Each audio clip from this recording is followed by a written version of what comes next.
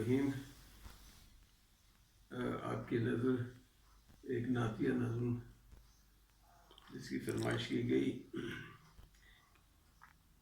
ملاحظہ کیجئے کہ محمد پیکر انسان میں شاید اس لیے آئے، محمد پیکر انسان میں شاید اس لیے آئے کہ وہ اپنی حیات پاک کے دوران ہمیں جو کچھ کہیں یا کر کے دکھلائیں وہ انسان کی حد امکان کے اندر درج ہو جائے، اور اس بنیاد پر کوئی بشر شعار مصطفی کو اگر ناقابل تقلید سمجھے تو انسان کا نبی سے کیا تعلق، تو وہ شاید مسلمان ہی نہیں ہے، نبی کے نام سے واقف ہے لیکن نبی کی ذات پر ایمان نہیں ہے۔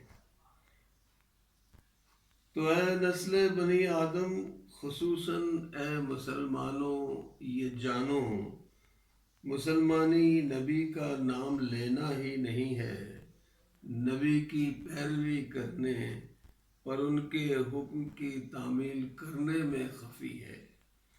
قمر، شاید تجھے بھی خوش گمانی ہو گئی تھی بذام خود اگر تو شاعری کو رہبری کہہ کر زباں سے دعوی تلمیذ رحمانی بھی کرتا ہے، تو اس میدان میں آنا پڑے گا۔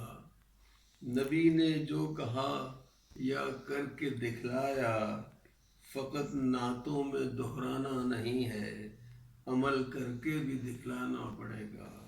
یہی مقصد تھا اس نور خدا کو جسم دینے کا۔ شکریہ۔